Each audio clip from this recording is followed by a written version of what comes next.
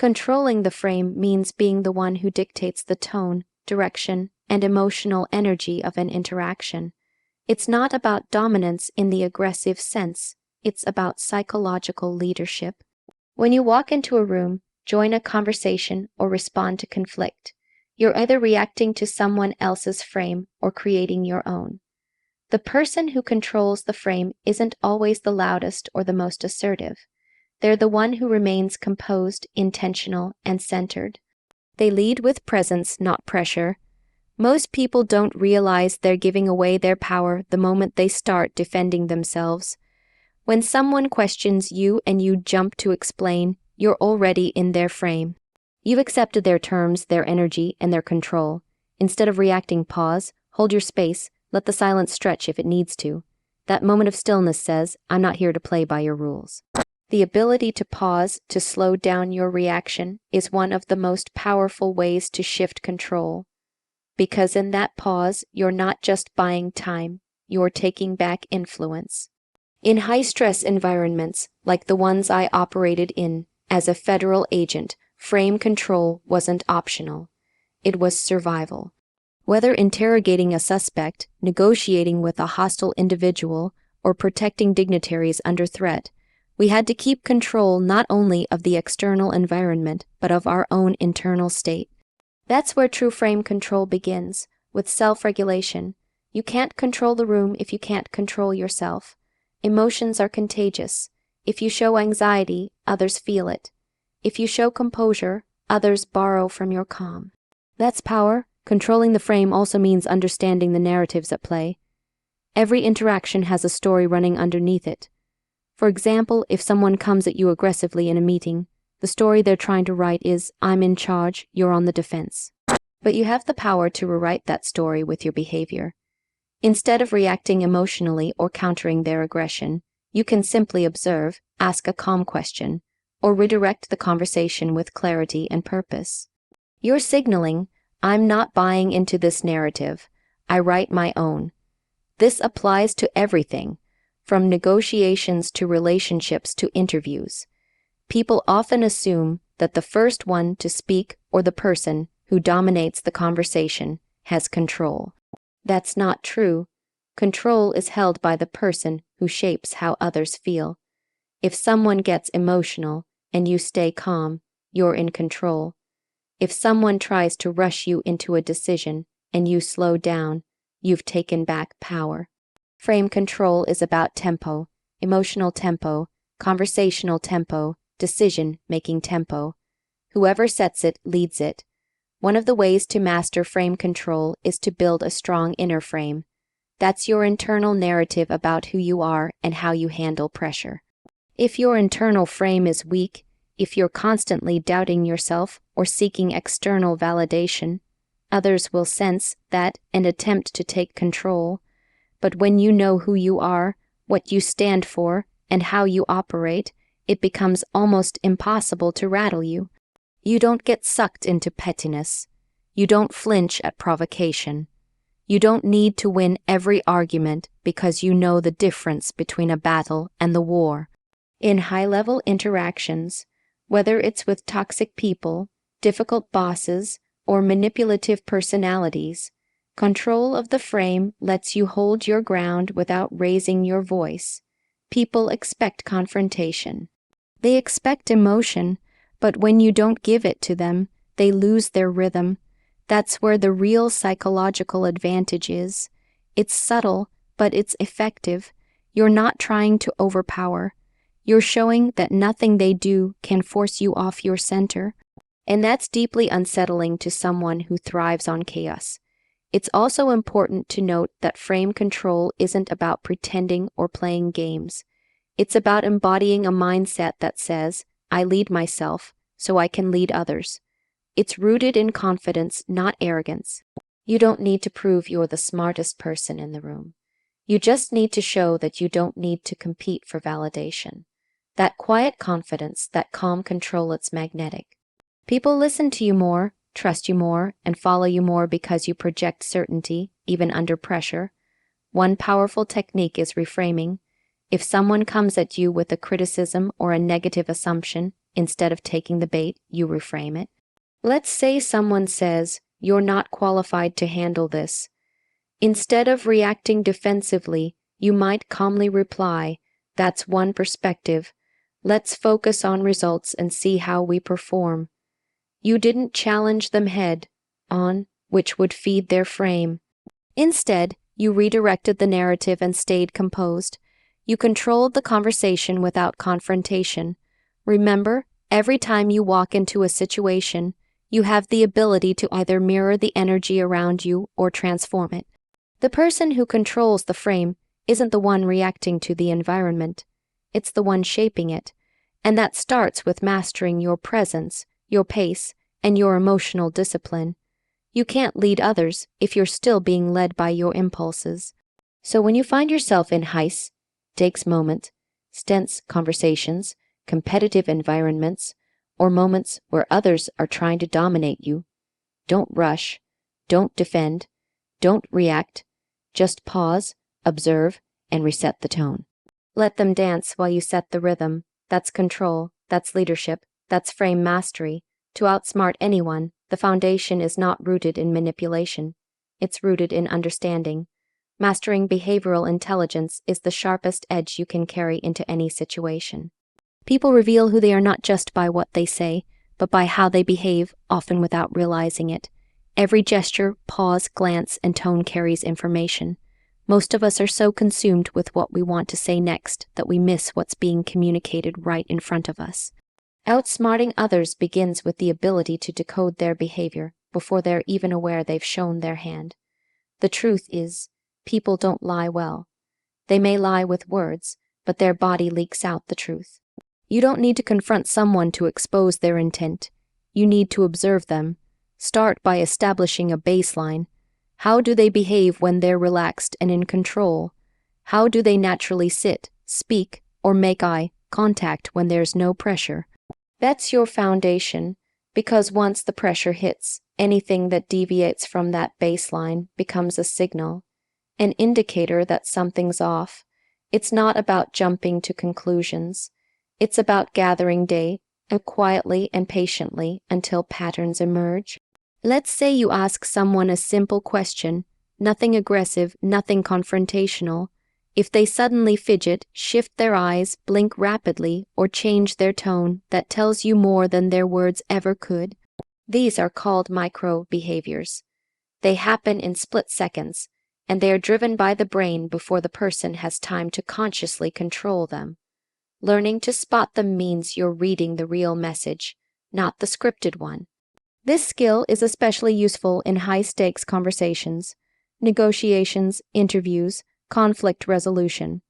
People often come in trying to assert dominance with polished language or big energy. But underneath that, they're leaking signs of insecurity, fear, or deception. And if you're calm enough, still enough, and focused enough, you'll see it. The person who listens better always has more power. The person who sees deeper always has the advantage. Another key element of decoding people is recognizing their motivations. Every person you deal with wants something: validation, control, attention, connection, respect. Once you know what someone values, you can predict how they'll act. This is not about exploiting people.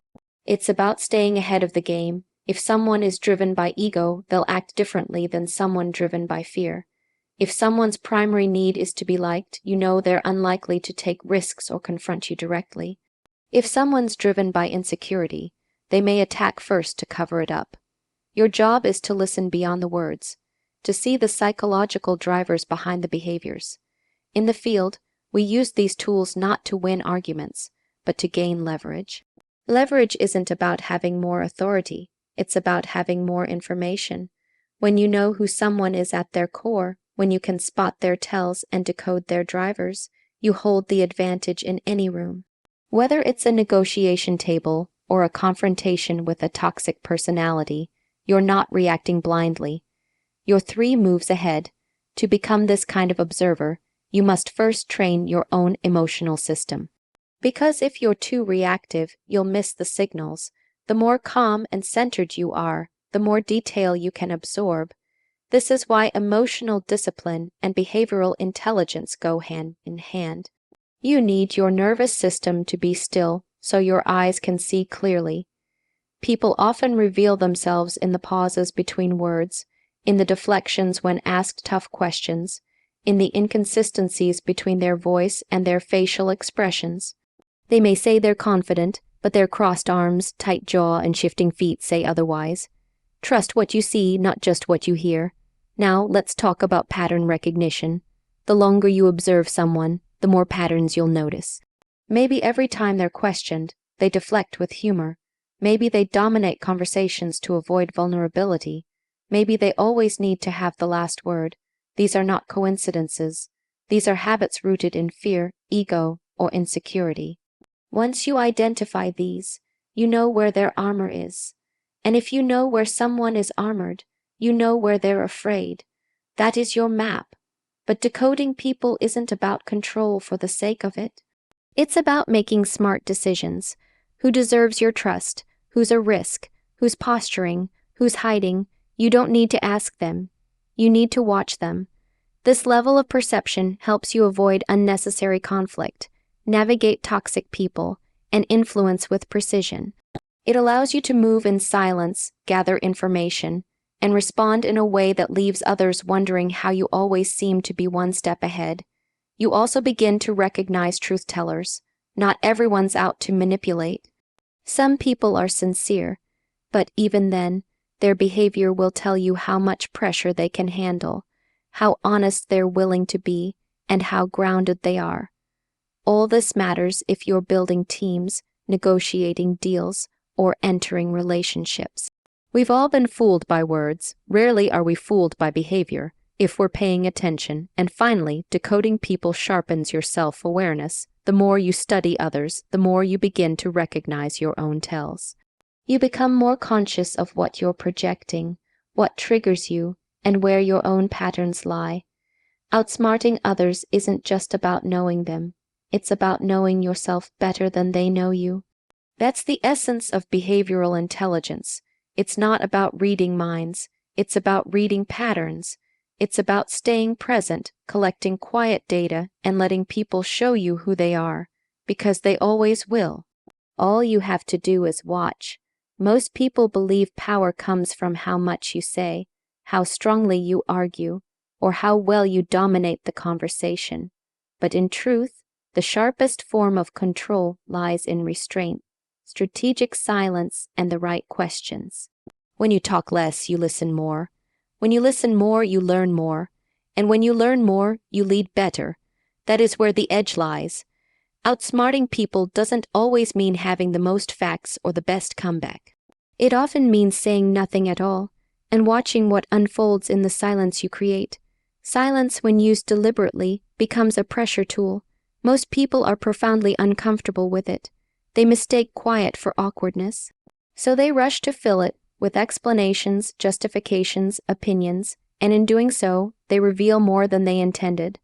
The longer you can stay silent, composed, and focused, the more the other person feels compelled to keep talking. And the more they talk, the more you learn about their insecurities, their intentions, their blind spots. This is where true intelligence surfaces, not from dominance, but from discipline. When you stay quiet, people underestimate you. They mistake your calm for weakness, your stillness for submission. Let them. That misjudgment is your advantage, because while they're showing their hand, you're analyzing the game. You're collecting information they didn't even realize they were giving you. And by the time they realize how much you know, it's already too late. This is the art of subtle control, not by overpowering someone, but by letting them unravel while you remain in control of your own center. Asking the right questions is another skill that sharpens this dynamic, but not just any questions, calibrated questions, strategic ones, questions that are open-ended, non-confrontational, but disarming. Questions that don't challenge but invite. Because when people feel safe, they reveal. When people feel they're not being attacked, they get comfortable, and comfort leads to honesty. That's when the truth comes out. But the moment you go into interrogation mode, people shut down, they guard themselves, they posture. That's not what we want. We want openness. But we also want control. One of the smartest strategies is to respond to aggression with curiosity. If someone attacks you verbally or tries to dominate the interaction, instead of reacting emotionally, ask a calm question. Why do you see it that way? Or what makes you say that? This flips the dynamic. They expected a fight, you gave them a mirror, now they have to explain themselves. In doing so, they either expose their flawed logic or reveal their emotional state. You're no longer reacting, you're extracting. Strategic silence and questions also protect your energy. When you talk too much, you start giving away too much, your emotions, your mindset, your strategy. And once people know how you feel, they can use it. But when you talk less, you become unreadable. That unreadability becomes intimidating. It makes people second, guess themselves.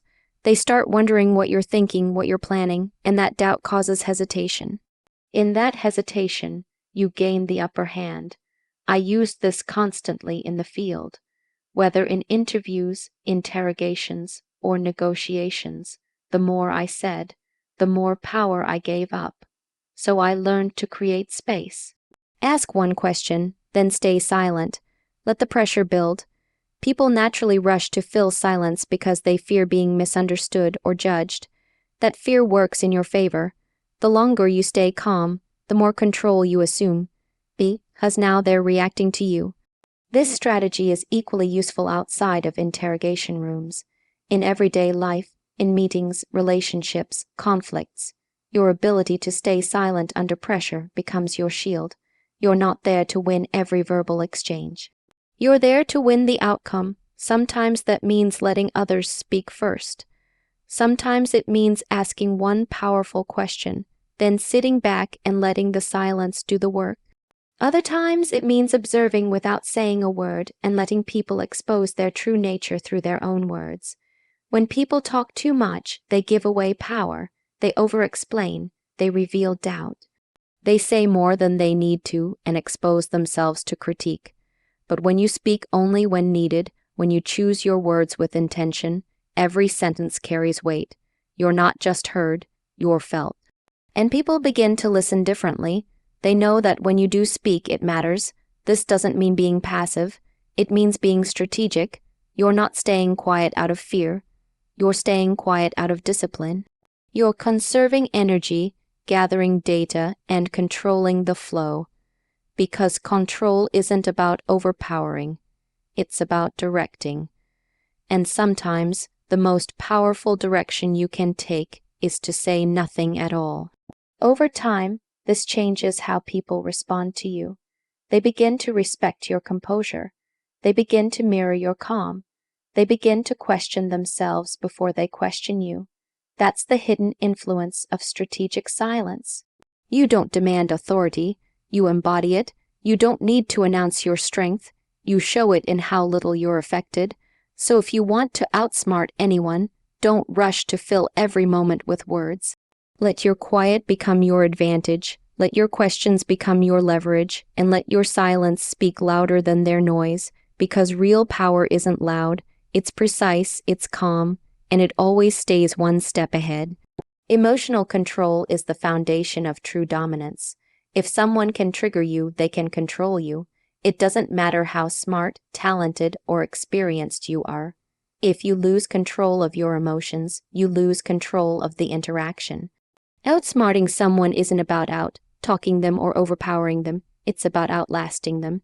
It's about being so centered, so disciplined, that no amount of pressure, manipulation, or provocation can knock you off balance. That's emotional bulletproofing. It's what separates those who merely react from those who truly lead. Most people walk around as emotional time bombs. One wrong word, one bit of disrespect, and they explode. That reaction is predictable, and if you're predictable, you're easy to control. You can't be strategic when you're triggered. You can't think clearly when your emotions hijack your judgment. You say things you didn't mean. You escalate when you should observe. You show your hand when you should stay silent. That's not strength, that's exposure. The person who remains calm, composed, and controlled in the chaos is the one who wins. Emotional control begins with self-awareness. You can't control what you don't recognize, what triggers you, what makes you defensive, insecure, or reactive. Until you know that, you'll always be at the mercy of others who exploit those vulnerabilities. People will press your buttons, intentionally or not, and if you haven't built that emotional armor, you'll fall into their trap. But when you can identify the moment you're being triggered and still choose to remain calm, you take the power back. You interrupt the pattern. This is where real strength lies, not in physical power or verbal dominance, but in mental stillness. When someone comes at you with aggression or passive aggression and you don't flinch, you're communicating something much louder than words. I cannot be moved. That kind of presence shifts dynamics instantly. The person expecting a reaction doesn't get one. Their tactics bounce off of you. You stay calm, collected, and focused. That calmness becomes your shield, your armor, your advantage. It's easy to stay composed when things are going well. But the true test of dominance is how you respond when things go sideways. When someone disrespects you, when they lie to you, when they push you. The world teaches us to clap back, to put people in their place, to respond quickly and loudly. But what if you didn't? What if you let silence do the talking? What if you chose patience over provocation? In those moments, you're not just protecting your peace, you're asserting your control. You're showing the other person they don't get to decide how you feel. That's power. This doesn't mean being passive or a pushover. Emotional control isn't about silence or submission. It's about intention. You don't suppress your emotions. You regulate them. You don't ignore the disrespect. You address it when the time is right, with clarity and composure. You don't react out of impulse. You respond out of strategy. That's the difference. It's the ability to take a deep breath, assess the situation, and choose a response that serves your long-term goals, not your short-term ego. In the Secret Service, I learned this quickly. Emotions couldn't be part of the equation. You had to remain steady under threat, under stress, under pressure. You couldn't afford to get rattled, because the moment you did, mistakes were made, and those mistakes could cost lives. That training taught me to internalize one truth. Emotional control is mission control. If I couldn't control myself, I couldn't control the situation. The same applies in everyday life. Whether it's a meeting, a relationship, or a confrontation, your emotional composure sets the tone. People feed off your energy. If you escalate, they escalate. If you stay calm, they're forced to either mirror your calm or reveal themselves as unstable. Either way, you win because you're no longer reacting. You're leading, and leadership is emotional, whether we admit it or not. The most influential people aren't the loudest. They are the most centered. This kind of discipline requires practice. It doesn't come from a single motivational speech or decision. It's built day by day, moment by moment, in the small interactions where you choose patience over pride, control over chaos. You build this strength by sitting with discomfort without needing to resolve it instantly. You build it by not needing the last word, by not needing to prove yourself every time someone challenges you, by knowing your worth so deeply that it doesn't rise or fall with someone else's opinion. When you reach this level, people can't manipulate you. They can't guilt you, shame you, provoke you, or distract you. You become unpredictable, unshakable, and untouchable, not because you don't feel, but because you've mastered the ability to respond, not react. You walk into any situation knowing, no one here has the power to pull me out of my character unless I give them permission. And that's a permission you stop giving. This is the mark of someone who is not just emotionally intelligent, but emotionally dominant. You're not trying to win every interaction. You're playing the long game. You know that patience outlasts pressure, that discipline beats drama, and that silence, when used with intent, speaks louder than any outburst ever could. So if you want total dominance, don't waste your energy trying to control everyone around you. Master the one person who truly matters, yourself. When you do that, no one can touch you, because emotional control is more than a tool. It's a weapon, and when it's sharpened, it cuts through everything.